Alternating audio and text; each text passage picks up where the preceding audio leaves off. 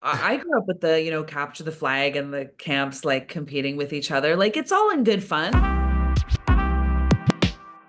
Well, hello, my name is Russ Milheim from The Direct. Thank you for talking to me today about the movie. Hi, nice to meet you. Nice to meet you as well. Congratulations on it, first and foremost. I had a Thanks. lot of, it was great. I really enjoyed it. Great. My first question that I want to ask is the topic of being an outcast is a common theme in this movie. How does that relate to Mara? I think Mara's a people pleaser, and it's kind of like a different way of manifesting. Being an outcast is, trying to kind of control and micromanage everything. Um, so I feel like even though she may not obviously seem like an outcast, I think she's really, trying to live up to her family's legacy and, make them proud. And maybe sometimes she has a little bit of, imposter syndrome of, not doing a great job with it. So yeah, it's interesting because I guess it manifests in people in different ways. So that's how it kind of shows up in Mara. Another strong point of the film is how it handles, expresses, and explores Judaism. In your mind, how would you say that this movie does all that, in a unique and engaging ways? Something that's interesting, like coming from like as an Indigenous actress and a Jewish actress, I find that the more specific you are with the storytelling, the wider reach that you have. So this is kind of the first film that I've seen that has such a specific, you know, view on Jewish summer camp and, the kind of politics and, that experience. And that's really unique to this film. And then also just having so many Jews on screen. It's not often, and I deal with this same within the Native community too. It's just like, sometimes there's like one Jewish character or two Jewish characters or, but like this is incredible to just see a full cast of Jewish actors from like so many generations. Like it's so crazy. Like we have OGs, like Steve Gutenberg and Seth Green, and then we have, Jackie and Ian, like this incredible cast of, new young actors. And so it's really cool kind of see that like generational storytelling. And you kind of just remember, I remember like asking Steve a few questions and being like, wow, you've been in this industry so long as a Jewish performer with like such a Jewish name. And it's so amazing to be able to see like the longevity of a career and like to see the uniqueness of including actors and including, people who kind of pave the way and then, have these new, this new generation of actors too. I think that that's really unique. I think that there's some really special things about this film, and that's definitely one of them.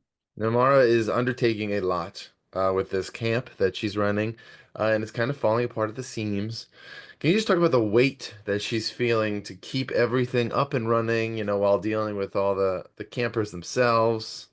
Yeah, I mean, I was a camp counselor at a Jewish summer camp, and it was also falling apart. And so, you're responsible for these children's lives and their safety and their well-being. So that's like number one importance, which you can kind of see, in the opening that like she's balancing this. And then there's the weight of like, the legacy and the responsibility and like the cultural connection and like the religious connection and keeping the community thriving and inspiring these children at the same time. So it is a lot. I mean, it's a lot for anyone who's working with youth, anyone who's in Yeah. education or anything. Like we have like a crumbling infrastructure and like the politics of education and all this stuff. And then you're also trying to inspire the new leaders, the leaders of tomorrow.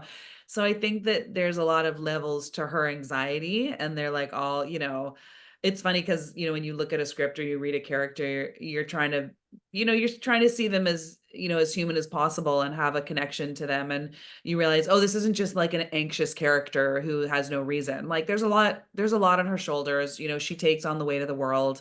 And we know a lot of people like that. They're upholding our communities. And it's a lot of work, especially especially these days. Now, how did like Mara then brings on her best friend, Nani into the equation? How does that complicate that whole dynamic and everything that she's juggling? there's a huge, like a big history there that comes with other levels of, emotional baggage. And, she's doing her best to make it work. And I think that that's like a whole other thing that she's carrying, through this film, trying to uphold the camp, trying to uphold her responsibility, and then also trying to, be a good friend, but then also, manage her best friend and manage her own expectations. So it's just kind of, something that started as a really, you know, nice, generous gesture, has a lot of weight to it in the end. So that's her journey. There's also a huge, camp rivalry in the movie. How does Mara feel about Camp Barack and, its owner, Daniel? I mean, there's obviously a history there, and we all like I grew up with the, capture the flag and the camps like competing with each other. Like it's all in good fun, but there's definitely like, we want to win. We want to win and like we don't want to be the losers. And there's a lot riding for Mara on this, getting some money to fix the camp. And, there's a lot more than just, getting the title of, winner. So um it's a big deal. It's a big deal for her. Community, as we mentioned previously, is so important to this story.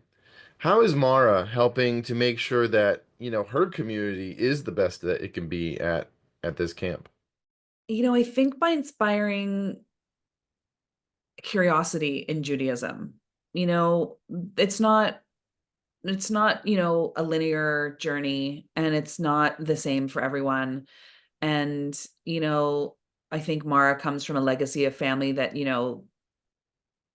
being an activist and like, human rights and the real responsibilities that Judaism teaches us, which is like to take care of each other and to take care of the world. And, it is a big responsibility. And I think that that's what she wants to share with these kids is that, it's more than summer camp. It's a lifestyle, it's a responsibility to our community and to ourselves, and to the world. And that's the camp that I went to. Like I went to Hashomer Hatzair, and like that was really important. We learned about peace, and we learned about, taking care of each other, and we learned about all of these really important themes that we have to kind of uphold as Jewish people. And it was I felt, very much like, the writer, the producers, and, the team had a very similar experience that like it's summer camp and it's fun, and, there's, relationships and there's drama and there's all that stuff, but there's also like strengthening our community and, knowing that we have a responsibility to our community and the world to, take care of each other, which I think is so important. Now, I want to pivot real quick. I have an unrelated question for you. Resident Alien, you are also in.